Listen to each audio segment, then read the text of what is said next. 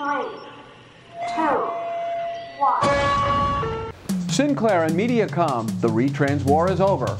For now. Is Jay Leno in or out? We're going back to late night.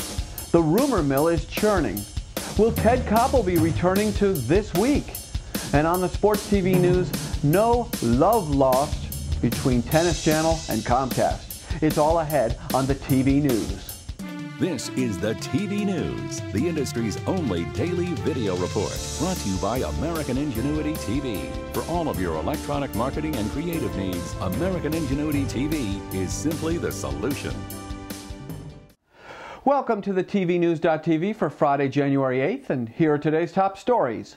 The bitter Sinclair broadcast group Mediacom retransmission war has come to an end.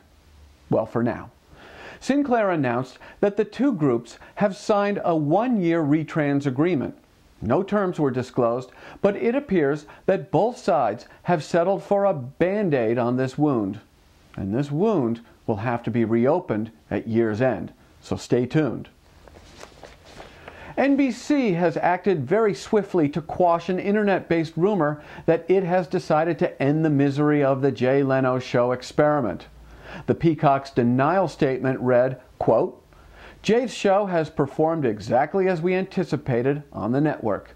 It has, however, presented some issues for our affiliates."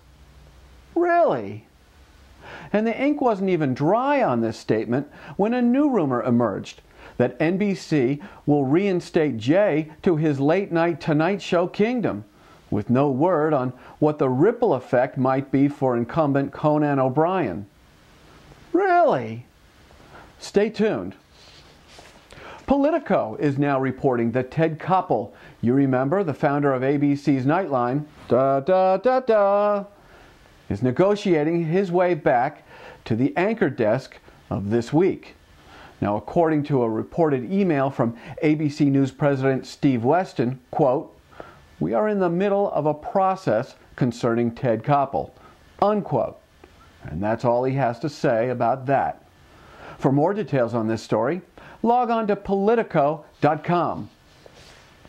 Now, when DirecTV recently launched its spiffy new satellite, DirecTV 12, there wasn't one word about 3D capability. And we have liftoff of an ILS Proton rocket from the Baikonur Cosmodrome in Kazakhstan with the DirecTV 12 communications satellite on board. Oh, you sneaky DirecTV, because now DirecTV has just announced that DirecTV 12 will be the backbone of a new 3D pay-per-view channel that could fire up as early as June. And every 3D TV program offered on DirecTV will be sponsored by Panasonic, just slightly ahead of our time. DirecTV will also be offering a 3D TV preview Barker channel that will promote 3D offerings by any number of broadcast and cable programming groups.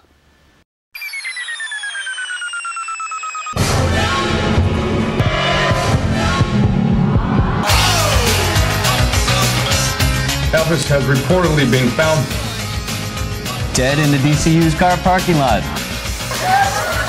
Shut up, I think it's a bunch of bull. Show us the ghost. What's that doing there? Why did we notice it now? You're unbelievable. There was a UFO right there. It's coming right now. We're going to report the sighting we just had. Leave a residue? Yeah. You're unbelievable.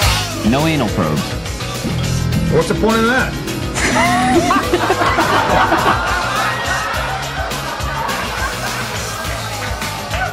The Sports TV News is brought to you by Store & Associates, sports and entertainment marketing specialists. Log on to storeandassociates.com and start connecting with sponsors and consumers. Every Friday, we hit you with the Sports TV News, and coincidentally, Tennis Channel has just hit the FCC with a complaint against Comcast. According to the complaint, Tennis Channel says they're only consumed in about 2.5 million of Comcast's nearly 24 million homes. Well, that's what happens when you're put on a premium sports tier. But Tennis Channel claims All of Comcast-owned sports channels are on lower tiers and have much, much more availability to subscribers. And all Tennis Channel really wants is to be treated like a real doubles partner.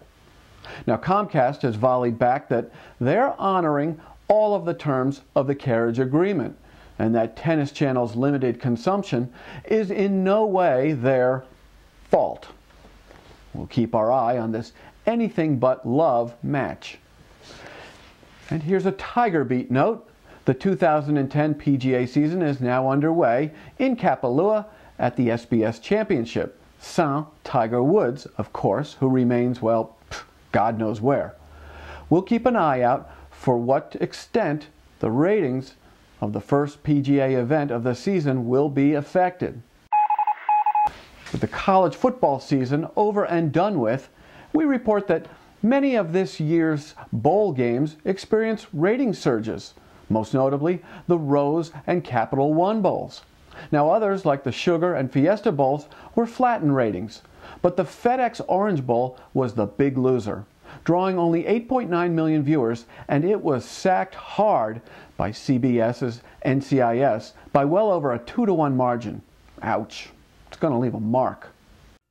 Future events and opportunities brought to you by Storr & Associates, sports and entertainment marketing specialists. Log on to storrandassociates.com and start connecting with sponsors and consumers.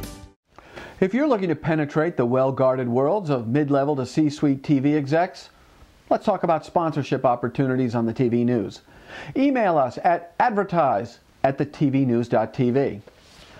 The 2010 NatB Marketing Conference begins on January 25th. It's happening in Las Vegas. It's Vegas, baby. To register, log on to natbmarket.com. And the Cable Show 2010 will be here before we know it.